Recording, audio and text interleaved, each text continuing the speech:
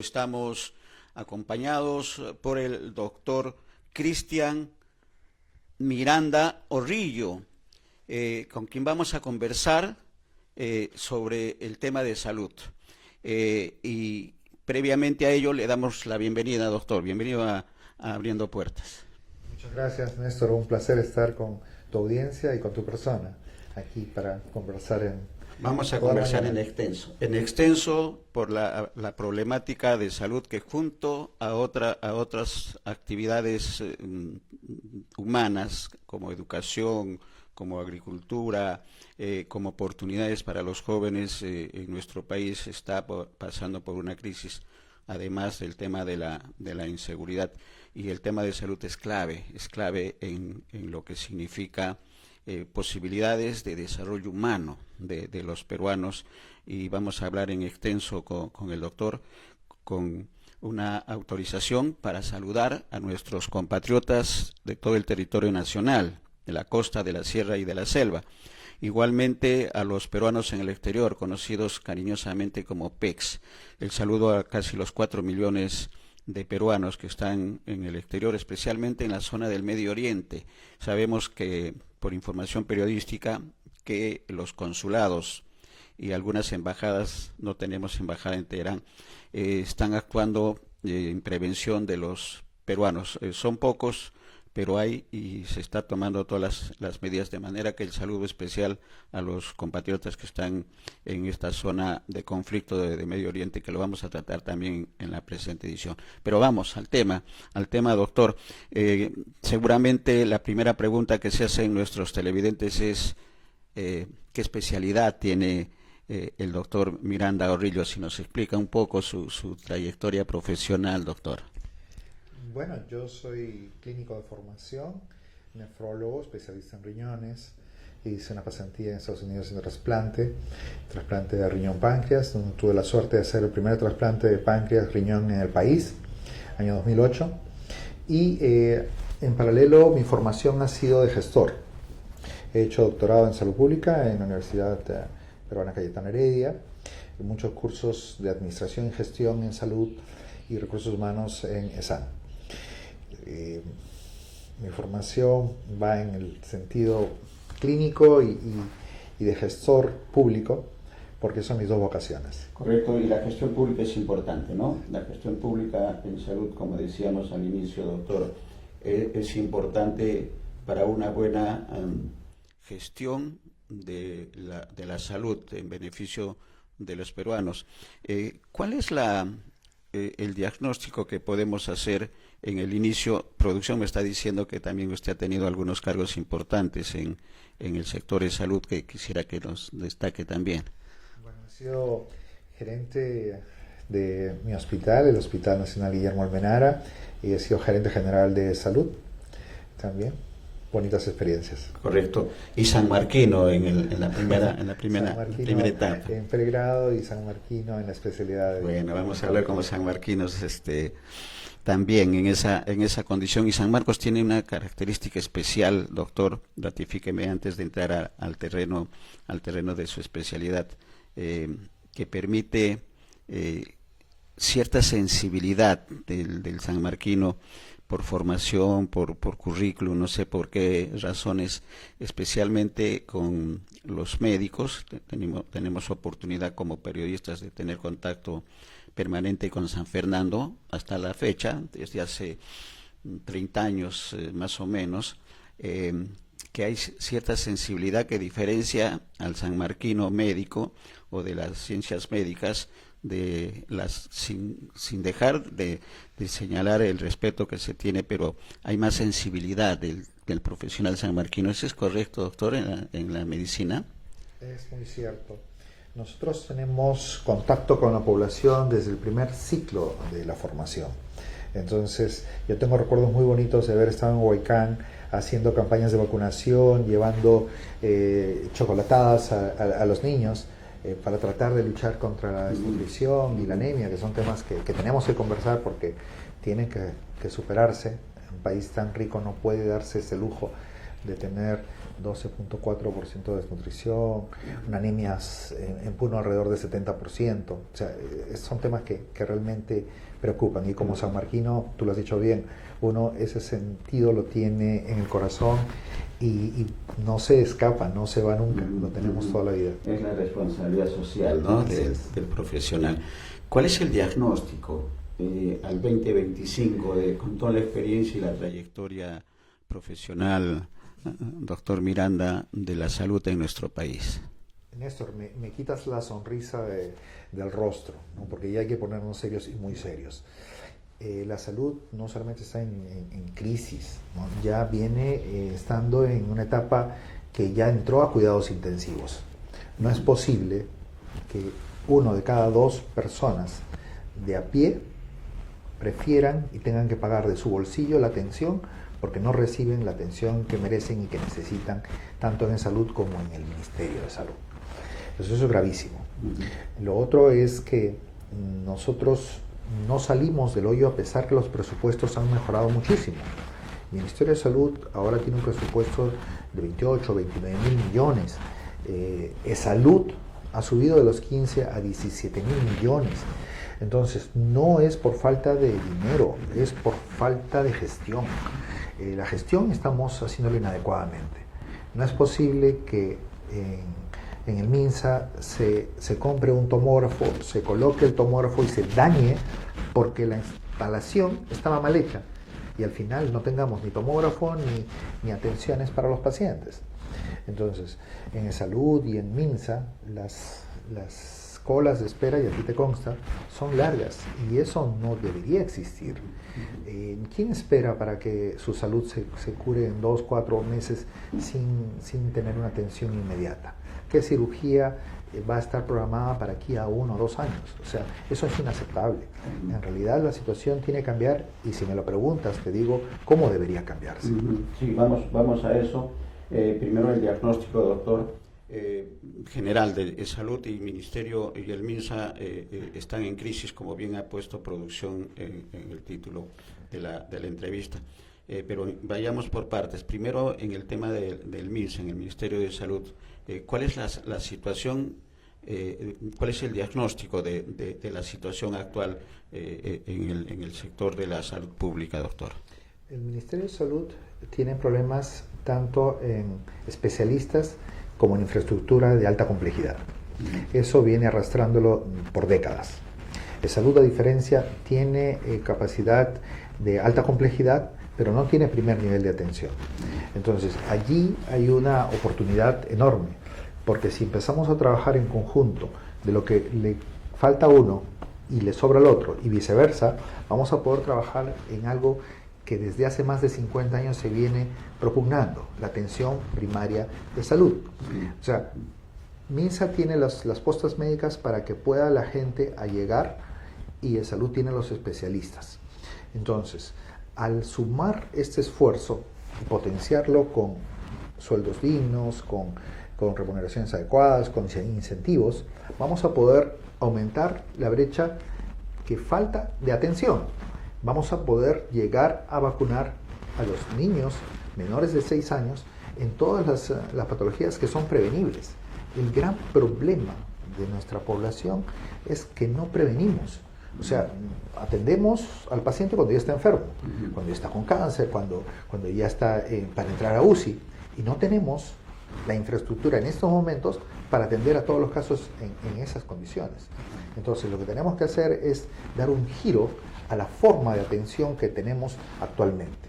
La atención primaria significa varios ejes de desarrollo y de trabajo. La primera es emular lo que han hecho nuestros vecinos, nuestros amigos del norte, que en Costa Rica, por ejemplo, lograron una masificación de su seguridad social para bien en un 94%. O sea, 94% de su población está asegurada por un seguro que les da el casi 100% de las atenciones y ellos están con una satisfacción por encima del 85%.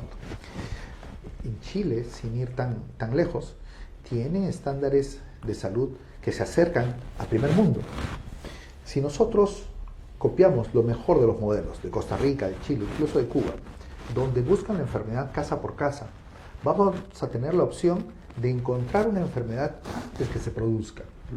Imagínate, Néstor, de que la enfermera y una técnica de enfermería se acerquen a tu casa, toquen la puerta y te digan el día de hoy: queremos examinar tu sangre, tu orina, y hacerte un pequeño chequeo de cómo está tu presión, y en ello ver cómo está tu azúcar, tu colesterol, tus triglicéridos, el ácido úrico, tu PSA, en caso de mujer su Papa Nicolau, hacerle un examen de mama, que tranquilamente una enfermera capacitada podría hacerlo.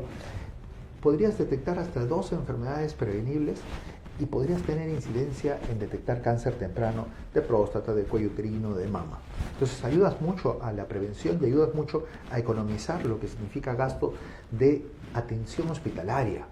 Una cama hospitalaria está entre 1.200 a 1.500 soles, y sin hablar de una unidad de cuidados intensivos. Entonces eso podría evitarse y ahorrarse mucho si es que lo que hacemos es buscar la enfermedad antes de que ocurra. Correcto, estamos hablando de medicina preventiva. Así es. ¿No es cierto? Así es. Y en relación a Costa Rica y a Chile, que ha dado 2 ejemplos, doctor, en este tema, ¿cuál es la situación del Perú? ¿Cuál es el porcentaje de atención para preguntarle luego sobre este trabajo que se está realizando? Nosotros hemos perdido mucho. En el plan de aumentar el porcentaje de asegurados, prácticamente en volumen lo hemos disminuido, estamos alrededor de 29-30%, no llegamos a 30%. Entonces, allí tenemos un desfase que nosotros, cuando fuimos en gestión, lo empezamos. Hay que tomar al sector informal, ese 75% de informales, y hacerlo atractivo de salud para que se enamore de salud y se inscriba y aporte a esa salud. Podríamos hasta duplicar el presupuesto de salud.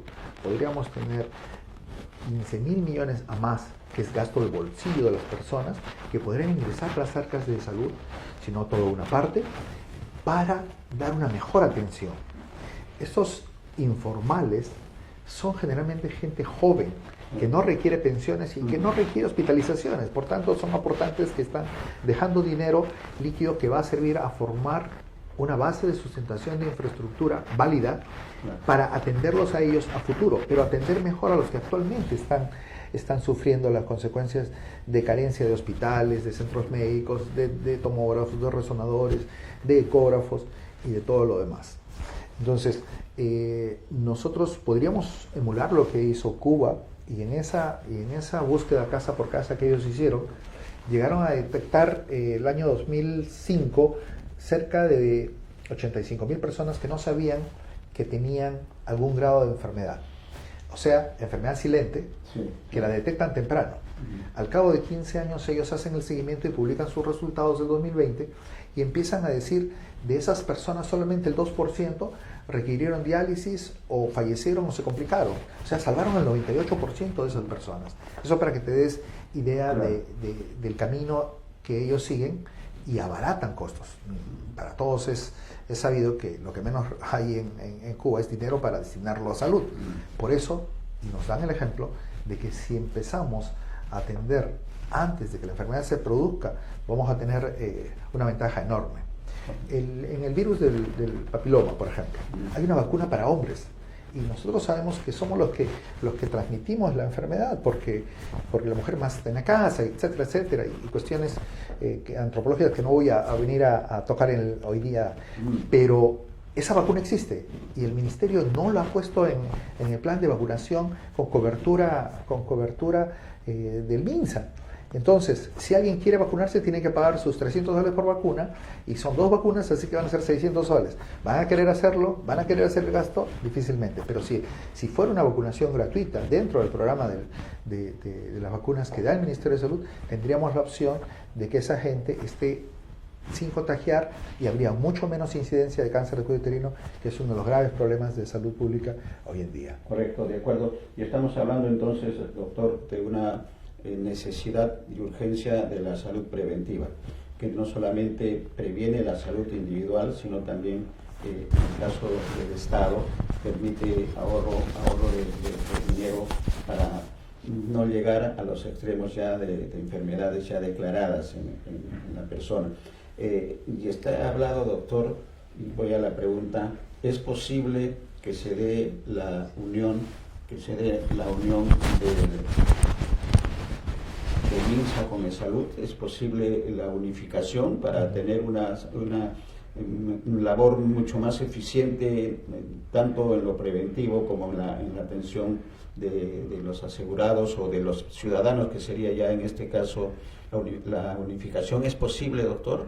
No, es imposible porque contravendrías la Constitución. ESalud es de los trabajadores, ESalud es de los aportantes, es un régimen diferente. El Estado mal haría en plantear la unión con un estamento netamente del Estado, porque bastaría que alguien haga una acción de inconstitucionalidad y traería abajo esa propuesta. Lo que sí hay que trabajar es la unión de esfuerzos para lograr objetivos en común. Nosotros lo iniciamos. MINSA tenía muy poca organización en lo que es historia clínica electrónica. Nosotros les dimos todo el know-how para que se pongan a la par con ESalud. Hoy día tengo entendido que ya avanzaron bastante en eso. Entonces tenemos la opción de trabajar de par y par, primero intercambiando la información. No es posible de que alguien se atienda en MINSA y necesite por una emergencia atenderse en ESalud y la información no esté coordinada y no esté interconectada, porque un caso de emergencia podría salvar una vida si tenemos información. Entonces, eso en primer lugar, la información. Lo segundo es las especialidades y el trabajar en conjunto para que podamos nosotros suplir las necesidades de uno y otro. Como lo decía al inicio, si tenemos la opción de que la gran cantidad de centros médicos de primer nivel que tiene MINSA estén a disposición de ESalud, estaríamos hablando de que de la noche a la mañana cientos de establecimientos estarían a disposición de los asegurados. Entonces, para hacer labor de atención primaria y para hacer labor de prevención. Ahora, para buscar la enfermedad casa por casa no necesitas infraestructura. Eso es, hoy día lo hacemos. Claro. Eso es lo bonito de la salud pública. ¿Y hay personal para hacer, tenemos personal tanto en MINSA como en ESalud para hacer ese trabajo, doctor? Yo te diría que sí lo hay, pero se está fugando. Un gran problema que enfrentamos, no solo en salud, sino en todos los especialistas y profesionales, es la migración. 600.000 profesionales se han ido el año 2024 sin intenciones de volver. Llámalo por inseguridad, llámalo por bajos sueldos, llámalo por pocas oportunidades.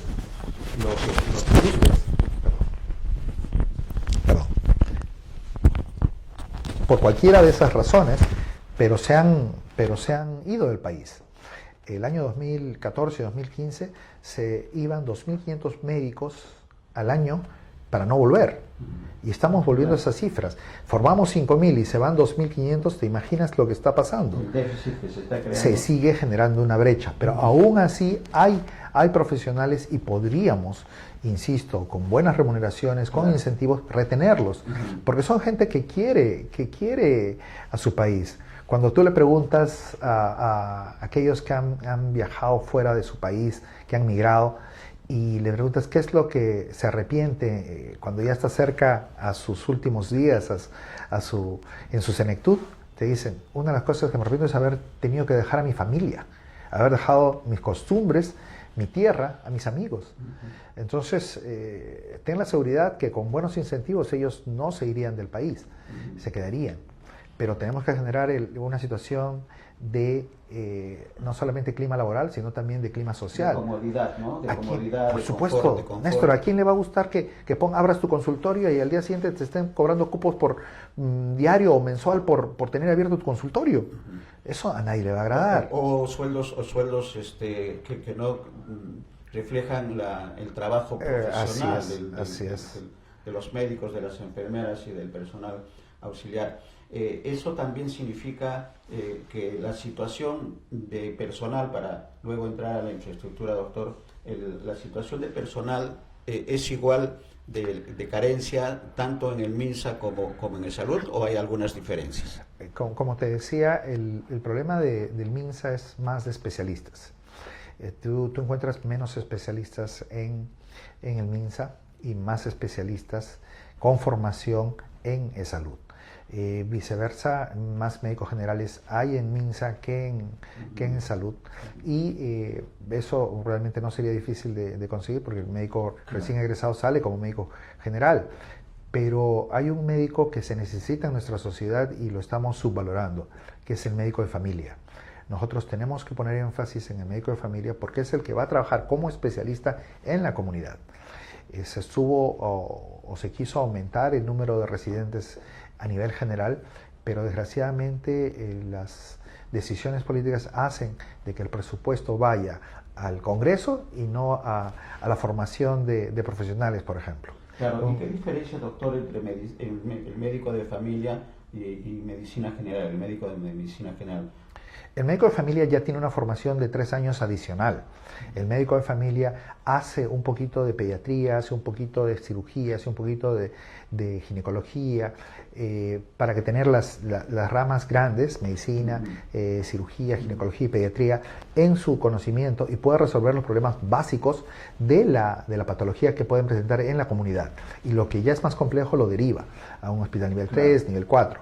Entonces soluciona los problemas. Correcto. Ahora, hablábamos de que usted señala, doctor Miranda, que es posible que, no la unificación, porque no va en contra de la Constitución, totalmente de acuerdo, pero sí es posible un trabajo coordinado. Exacto, complementario. Trabajo coordinado no sería mayor trámite en las dos instituciones, MINSA y Salud.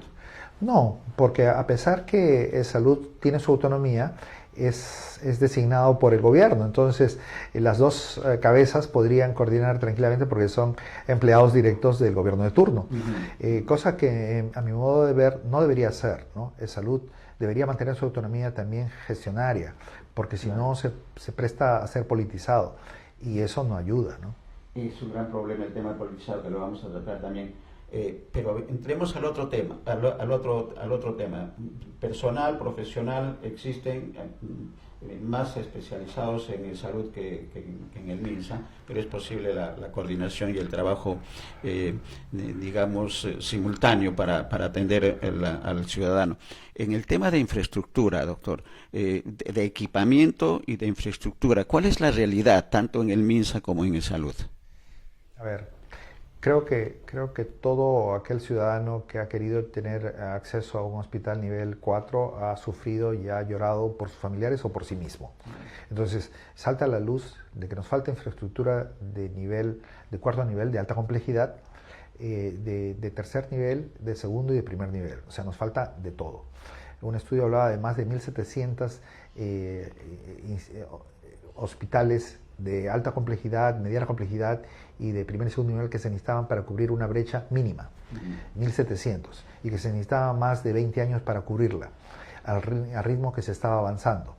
Pero nosotros tuvimos la oportunidad en la gestión de tener opciones de construir 200 hospitales modulares a un presupuesto muy bajo, 2.000 millones, que es un presupuesto que Salud lo podría manejar tranquilamente, que era con préstamo del BID, el Banco Interamericano de Desarrollo, pagadero en 20 años, con 3 años de gracia y 1% de interés anual.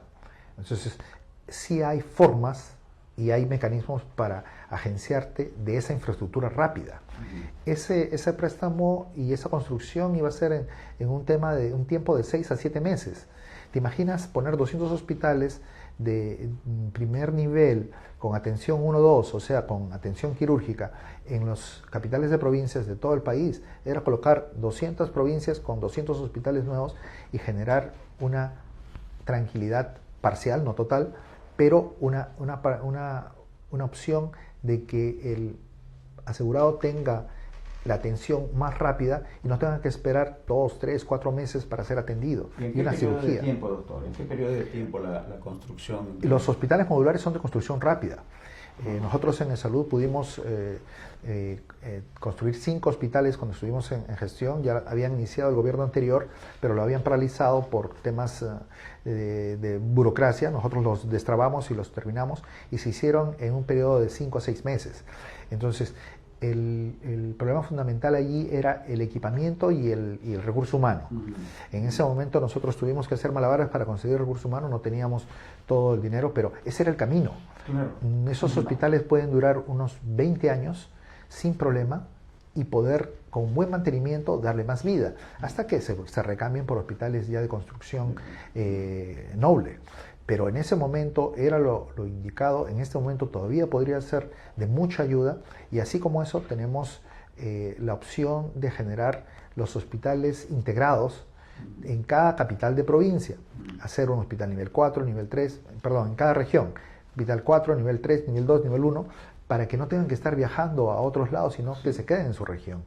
Pero tenemos que enamorar a los especialistas de la región, tenemos que enamorar a los superespecialistas, como yo no le llamo subespecialistas, sino superespecialistas en neurocirugía, en UCI, en nefrología, que vayan a esas zonas. Entonces, tienes que darle un bono por tener que ir a una zona de menor desarrollo, tienes que darle incentivos, tienes que permitirle. Felizmente ahora la ley ya permite la dualidad de trabajo, ¿no? Se puede trabajar en MINSA y en el salud sin que lo penalicen. Hace años era absurdo, si tú trabajabas en dos sitios estás cometiendo un delito y te terminabas preso. Cuando la necesidad es la salud. ¿Y cuál es el escenario en el MINSA con respecto a este tema de la infraestructura y del equipamiento, doctor?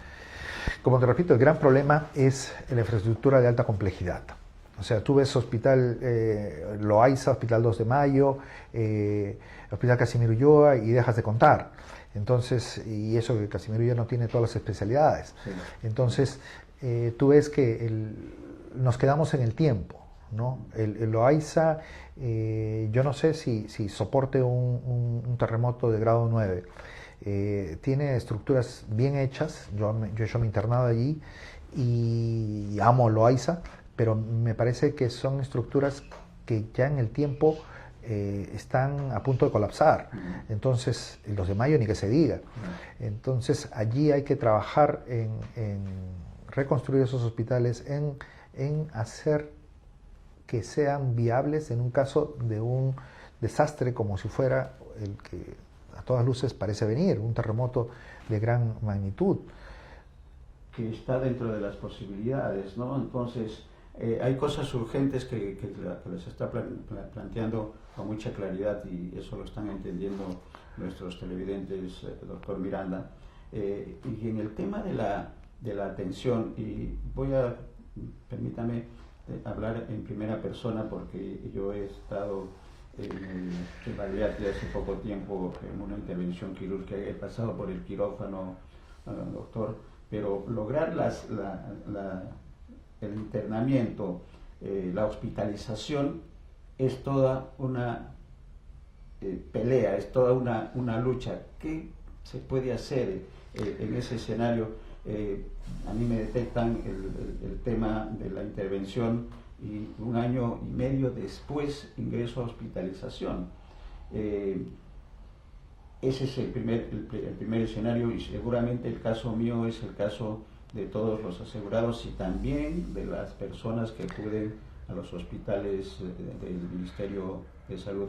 ¿Qué hacer ahí? ¿Cuál es la experiencia suya que indiquen soluciones que puedan satisfacer en un periodo no muy largo?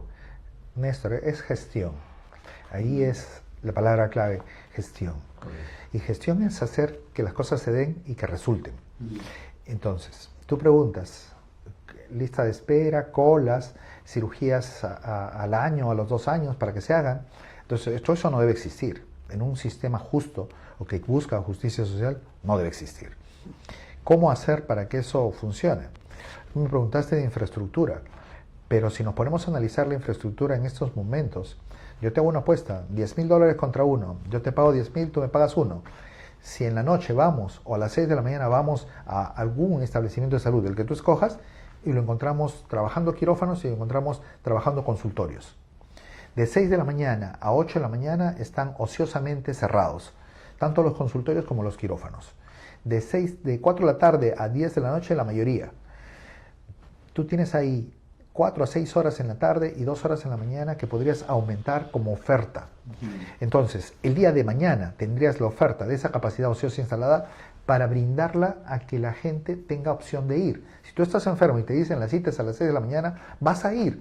Si te dicen es domingo y tienes la cita con el doctor Miranda, vas a ir porque necesitas atenderte. Entonces, le ofreces infraestructura, el doble de infraestructura al asegurado de la noche a la mañana. La pregunta que cae por madura es, ¿y de dónde sacamos a los profesionales? Pues te digo que tan solo en el tema médico, los médicos trabajamos 6 horas, no 8, por la ley de trabajo médico. Y nadie se opone a eso porque somos los primeros en morir cuando hay una epidemia, junto con las enfermeras, los obstetrices, el personal de salud. Y lo hemos visto en el COVID. Y somos los primeros en ir con los soldados a la guerra, a morir con ellos cuando cae una bomba, cuando están heridos y el misil no discrepa o no discierne si es médico o es soldado el que está ahí abajo. Así que por eso la ley nos faculta tener que trabajar 6 horas y no 8. Pero a la vez, por acuerdos sindicales, nosotros en salud tenemos 2 horas administrativas, que las hacemos con trabajo de informes, que está justificado, perfecto.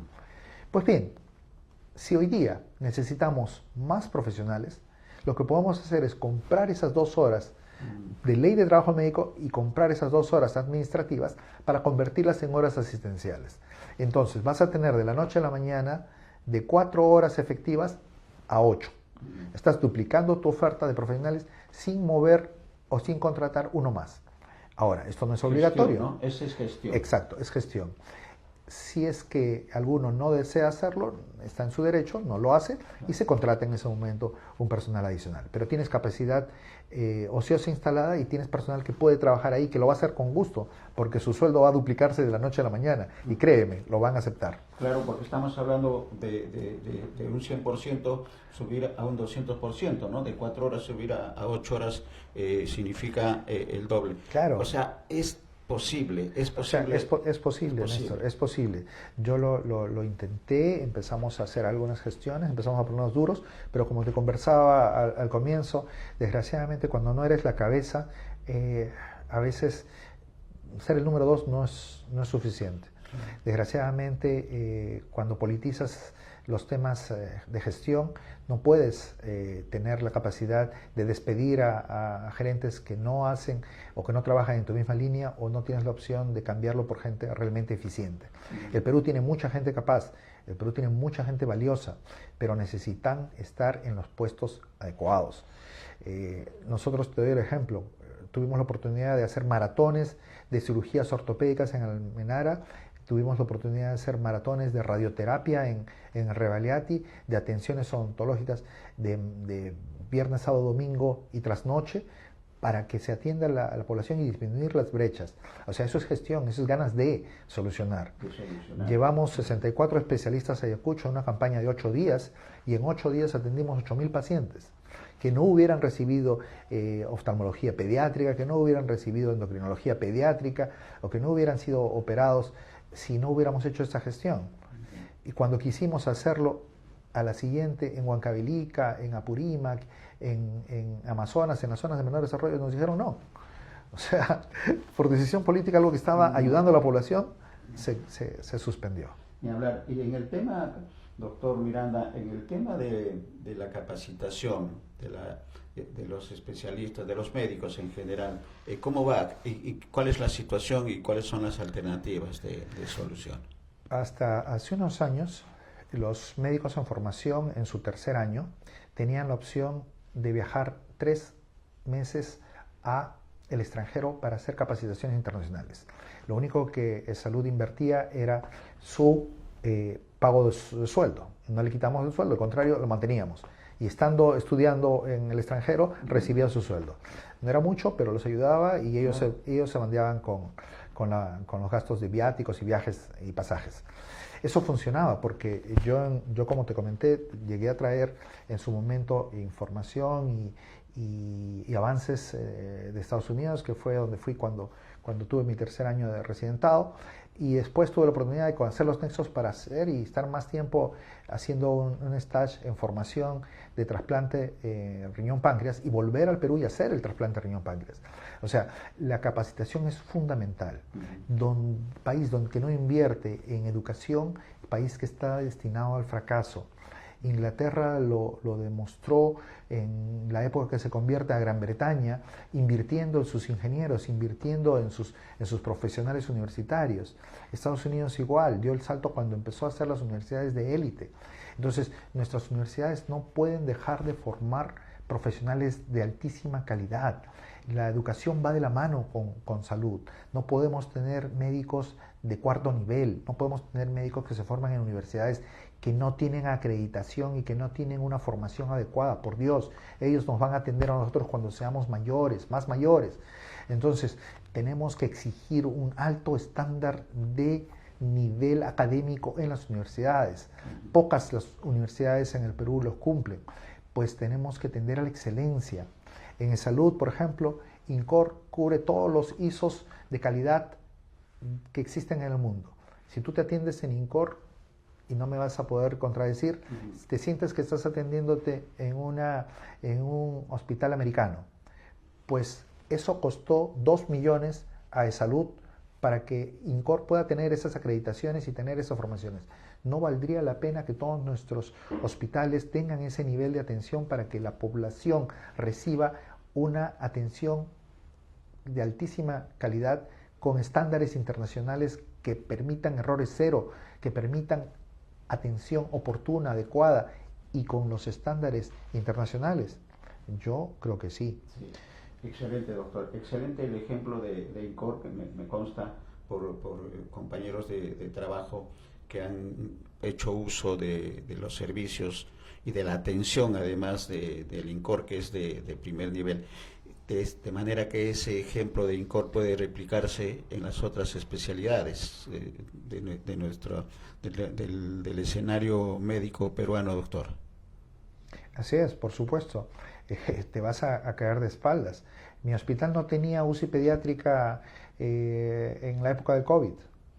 Tuvimos que como te decía en interno, rogar, suplicar, exigir, para que al final se logre tener una UCI pediátrica en mi hospital, a pesar que el gerente que me antecedió era pediatra y no le interesaba que haya una UCI pediátrica. Y un nefrólogo impulsó la UCI pediátrica, que cuando se inauguró yo ya no estaba ahí, pero al menos mi corazón y mi conciencia sabe que hice el 99% del trabajo, aunque otro lo inauguró. Correcto.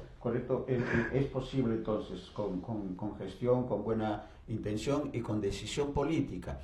Vamos a ese tema que lamentablemente la situación, la apreciación del comunicador, doctor, usted ratificará o rectificará, es que los últimos 30 años, no solamente salud, pero hablando de salud, ha habido un deterioro o un estancamiento por decisiones políticas equivocadas, por quienes están en el poder de decisión, el ministro de Salud, los viceministros y en otras instancias, tanto del MINSA como de Salud, no han sido los más adecuados, por un tema además de corrupción. ¿Cuál es el diagnóstico de su experiencia como médico y como además especialista en gestión pública, doctor? Si nos vamos a la década del 60, nos vamos a encontrar de que nuestros médicos estaban tan bien considerados que se iban a Estados Unidos a dar cátedra. Traían tecnología, porque tecnología no la teníamos, pero el nivel de formación era tan alto de que hablaban con sus pares de igual a igual. Si nosotros en 60 años perdimos eso, fue porque no valoramos al personal y no pusimos a las personas idóneas en los puestos claves. Un Guillermo Almenara de gestor de toda la seguridad social sentó las bases para lo que ahora tenemos, pero lo hizo hace 60, 70 años. Entonces no hemos podido emular, no hemos podido desprendernos del interés político, por no decir otra cosa, y aprovechar las cualidades de la gente más capaz. Los puestos de vanguardia como directores de hospitales, gerentes, deben ser para los más capaces, no para los mejores posicionados en un partido político. Así es. Yo estoy completamente de acuerdo en eso, porque puede garantizar independencia. Mira lo que pasa en el Banco Central de Reserva. Tú le das independencia y estamos con una estabilidad económica, a pesar que la estabilidad política, la estabilidad jurídica y la estabilidad social es un caos. Pero estamos económicamente bien, el sol es fuerte. Pues en salud debería ser lo mismo. Las autoridades en salud, desde el ministerio hasta la presidencia ejecutiva de salud, deberían ser cargos técnicos y deberían ser formados o elegidos a los que están mejor formados. Estamos entrando al tema de propuestas políticas y pensando en el escenario electoral de abril del 2026, doctor, que hay mucho por hacer en el tema de salud. Una de esas es que las cabezas tienen que ser los especialistas y los que tienen experiencia y no los cargos políticos. Gran tarea, difícil creemos, pero que es una realidad que se impone, que hay que hacerla sí o sí, doctor, para ayer. Sí, yo soy un convencido de que el fortalecimiento de las instituciones te valida la democracia. Eso en primer lugar. Lo otro es el fortalecimiento económico de salud. Va a generar una situación en la cual el ministerio va a tener menos población y va a tener más recursos para esa menos población. O sus mismos recursos van a poderle brindar mejor atención y mejor servicio a los que les quedan. Entonces, va de la mano con que la población informal se asegure. Eso es clave. Si nosotros logramos ser atractivos y si lo hacemos teniendo citas cortas, teniendo atención de calidad, teniendo tecnología de punta, porque ya te dije, tenemos los recursos para traer tecnología que no la tiene nadie en América Latina. Hablábamos de tratamientos novedosos en cáncer, la terapia de protones en algún momento, que solamente lo tiene Brasil en América Latina. Y nosotros podríamos tenerlo. ¿Cuánto cuesta eso? $50 millones. El seguro está en condiciones de traerlo. Si no lo hace es por decisión política. Imagínate de que nosotros tengamos, al igual que Brasil, y ser los únicos de terapia de avanzada y de última tecnología en cáncer. Entonces estaríamos poniéndonos al nivel que teníamos en la década del 60, que éramos muy bien vistos, que éramos primer nivel en Sudamérica. Ahora somos el último nivel. Solamente le ganamos a Haití y a Bolivia nos ganan algunas cosas. Venezuela ahora por la crisis, pero antes no. Es realmente preocupante. Sí, y usted ha hablado de un tema también que quisiéramos ampliar un poco, doctor, que es el tema de la digitalización, el tema de la tecnología de la comunicación. Nosotros somos un país megadiverso, además con costa, sierra y selva, que hace difícil la comunicación, pero ya se han dado pasos importantes en salud, y usted en todo caso nos ratifica, doctor, del tema de la digitalización. No hay necesidad que el médico esté en un lugar determinado para un diagnóstico. ¿Esto se puede mejorar? ¿Cuál es la situación actual y qué hacer para mejorar? Eso es una gran ventaja y es la siguiente etapa en la que vamos a tener que trabajar. No solo la digitalización, sino la informatización y el tema de la inteligencia artificial. La opción de diagnósticos oportunos, ayudados de inteligencia artificial, tiene que ser aprovechado. La ciencia avanza. Hoy en día, cirujanos en el otro lado del mundo están operando a pacientes que están guiados por robot en el otro lado. La robótica es algo que avanza y que tenemos que potenciar, pero nosotros tenemos que ser parte de ese avance. Y si es que no estamos formados para tener los conocimientos y manejar esos equipos, no vamos a llegar nunca. Y no tenemos por qué no hacerlo. Tenemos las capacidades, tenemos los recursos, tenemos la gente hábil para hacerlo, siempre lo hemos sido vanguardia, entonces no hay que dejar de serlo. Nosotros tenemos que entender que esos 2 millones de soles que se gasta en la red almenara en papel al año podría evitarse porque tranquilamente podría todo quedar en el sistema. Las atenciones tienen que ser modernizadas. Hay muchas cosas que debemos comunicar al paciente en casa y monitorizar. La atención, repito, tiene que ser búsqueda de enfermedad en personas sanas, para que esas personas que se creen sanas puedan detectar una patología cuando aún pensaban que no la tenían. Y en ese momento intervenir temprano. Cuando se interviene temprano es curativo, cuando se interviene tarde es paliativo. Entonces, ahí está la solución. Está la solución. Y hay dos sectores que son básicos en la atención de salud y la responsabilidad que tiene el Estado, doctor, que son los niños que están en formación, como las personas de la tercera edad. ¿Qué hacer para estos dos grupos humanos importantes de nuestro país? Dos preguntas claves. Hoy en día se sabe que hasta los 2 años la formación del cerebro es vital para el futuro de ese ciudadano. Si lo tenemos desnutrido y lo tenemos anémico, y como hablábamos de una desnutrición de 12.4% en niños menores de 6 años, hablamos de una anemia de casi 70% en los niños menores de 6 años en Puno. Estamos hablando de casi 60% en Huancavelica, en Amazonas, en Madre de Dios, en Cajamarca. Te das cuenta de la magnitud. Un niño anémico no estudia igual que un niño no anémico, no responde igual. Entonces, ¿qué le puedes exigir o qué puedes esperar? Si comparamos con la educación en otras latitudes y vemos que en Finlandia los mejores pagados son los profesores, y esos niños no van a tener opción ni siquiera de tener profesores y ni siquiera de tener sustrato para entender lo que les enseñan, te das cuenta de que el problema es mayúsculo. Los niños no pueden estar pasando su niñez con anemia. Y esto va de la mano con los determinantes sociales. O sea, tú dices, o podemos hablar de anemia, y estamos hablando de parasitosis. Estamos hablando en gran parte de la selva que esos niños están parasitados. Pero ¿qué hace el Estado para combatir eso? Pone plantas de agua potable, pone plantas de tratamiento de agua de los ríos, pone plantas de tratamiento de desechos, ve el tema nutricional con alimentos enriquecidos en hierro o da a proveedores inescrupulosos que lo único que hacen es aprovecharse del hambre y matar a los niños y matar a nuestro futuro. Ellos yo creo que no tienen perdón y tienen que ir, según el caso, a prisión cuando se detecta y sin opción a perdón. Son crímenes de lesa humanidad. Con los ancianos tenemos una deuda enorme, no solo en pensiones, tenemos en la forma en que tratamos. Nosotros en salud teníamos un eslogan, ¿no?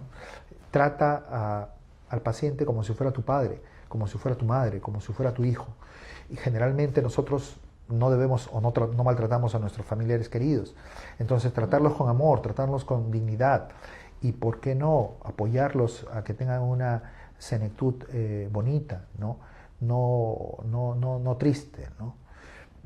Hay un trabajo conjunto, ¿no?, y transversal al tema de educación. ¿Y qué papel le asigna usted, con la experiencia, doctor Miranda, a las instituciones privadas, a las organizaciones de la civilidad que pueden aportar en este escenario, en la que incluiríamos también a las universidades, a la academia, ¿no? Hay universidades que están cumpliendo su rol perfectamente. Yo creo que hasta lo podríamos mencionar, ¿no? Cayetano, la UPC, la Científica del Sur, la Universidad Peruana de los Andes, cumple su función porque logra el objetivo, se esfuerzan y están hacia un buen camino. No voy a mencionar las otras que no vale la pena, pero que definitivamente tienen que estar con una evaluación permanente en calidad y en infraestructura. No cumplen los requisitos mínimos y hay gente que está egresando de esas universidades inadecuadamente. Entonces, nosotros tenemos que ser muy duros en ese sentido. SUNEDU en su momento era una institución que realmente controlaba eso. Ahora ha dejado de hacerlo. Garantizada, ¿no? Exacto. Ahora tiene que hacerlo. Porque si estamos hablando de cuestiones políticas, definitivamente no vamos a llegar a ningún puerto. Politizar la educación, politizar la salud es lo peor que puede hacer un gobierno. Salud y educación son derechos que deben respetarse, que deben mantenerse y que nadie debe ir contra ellos. Que nadie muera por falta de atención médica y que nadie se quede atrás por falta de dinero para pagar una educación. Hay brecha en el tema de la academia, de las universidades que usted ha referido, en el caso de Lima y algunas ciudades importantes, con el resto de universidades de las otras regiones, doctor? Sí, la brecha es enorme. Ahora, por eso la gente prefiere venir a Lima y tenemos una alta concentración de población en Lima. Y eso hay que evitarlo, ¿no? Exacto. Ahora, tú has dicho algo muy importante. Estamos en una era de digitalización y de informática. Pues esas universidades tienen que dar el salto hacia sucursales en regiones que permitan distribuir y redistribuir la educación, que la gente no tenga que estar viajando, que la gente se aproveche de la tecnología, pero necesitamos un sistema de internet satelital para que nadie se quede sin recibir educación porque la onda no llega, porque la señal no llega. Y eso sucede mucho, ha sucedido mucho en la época de pandemia, cuando queríamos hacer escolaridad virtual. O sea, sin internet de calidad no iba a llegar a ningún lado. Entonces, trabajar en infraestructura, ¿no? El tema de agua y desagüe va de la mano, ¿no? Salud no puede desentenderse de que se necesitaba el 2011 $3.000 millones para poner agua y desagüe donde no había. Pues ahora, en la actualidad, son $5.000 millones que se necesitan, que es una parte del presupuesto que puede tranquilamente cubrirse. Pero nuevamente volvemos al punto inicial: gestión, falta de decisión política, falta de gestores que quieran hacer las cosas bien. Sí, la palabra clave de toda esta entrevista, doctor, con el agradecimiento en nombre de nuestros televidentes, la palabra clave es gestión, porque en una época no había dinero, ahora sí hay los recursos, y usted lo está señalando con mucha precisión, porque además ha estado en la instancia de gestión y de ejecución de decisiones.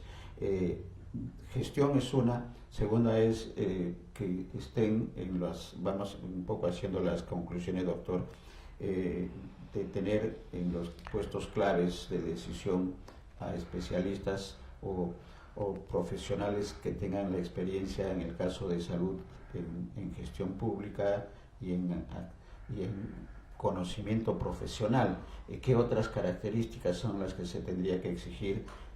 Pensando un poco en el 2026, doctor, que seguramente nos están escuchando muchos de nuestros compatriotas que van a ser o senadores o diputados o están en las fórmulas presidenciales, que tenemos una atención ahí especial.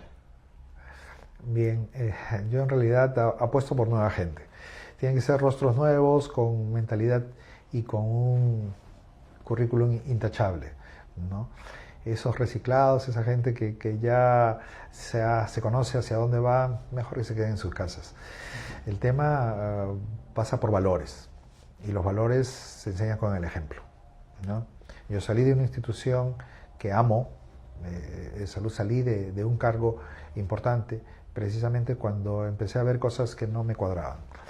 Cuando ya las cosas chocan con tus valores, es mejor dar un paso al costado. Sí, entonces eso significa que tenemos que esperar nuevos vientos y renovación total, como dice el doctor, ¿no? De manera definitiva. Gente nueva, no solamente en el tema de salud, sino en todo lo que tenga que ver con el desarrollo humano. Gracias, doctor. Gracias por esta oportunidad.